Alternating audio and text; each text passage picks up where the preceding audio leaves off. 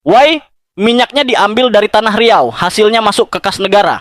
Tapi ketika uangnya dibagi, daerah penghasil malah merasa hanya kebagian sisanya. Kacau, kalau begini ceritanya, siapa sebenarnya yang paling menikmati kekayaan alam Riau?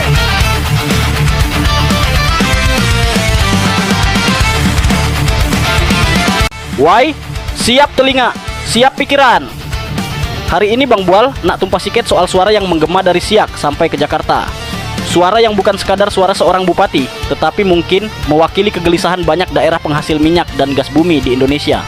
Bupati Siak, Apni Zulkifli, secara terbuka mengkritik ketimpangan dana bagi hasil, DBH, migas, saat menghadiri fokus grup diskusion di DPD RI, Jakarta. Menurut Bupati Apni, daerah penghasil migas selama ini ikut menopang kebutuhan energi nasional. Mereka menyumbang penerimaan negara, menyediakan sumber daya alam, bahkan menanggung berbagai dampak dari aktivitas eksploitasi.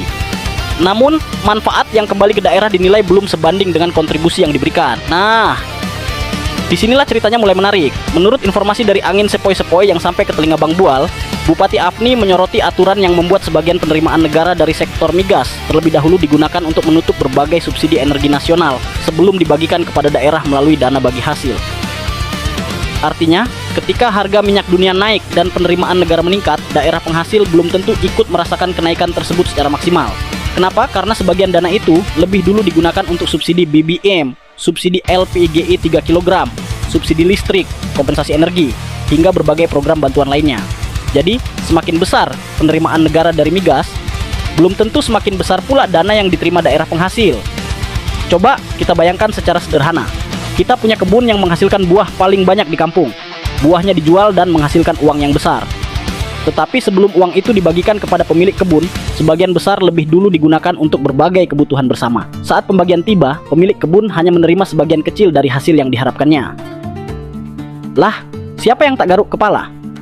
Kurang lebih itulah gambaran yang ingin disampaikan Bupati Apni.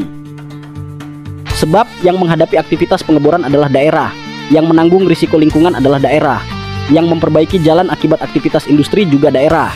Tetapi ketika hasilnya dibagi, daerah merasa belum memperoleh bagian yang proporsional.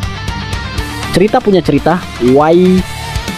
Apni pun mengusulkan pembentukan dana ketahanan fiskal daerah penghasil migas, dana rehabilitasi lingkungan, serta kebijakan fiskal khusus bagi daerah yang memberikan kontribusi besar terhadap produksi migas nasional.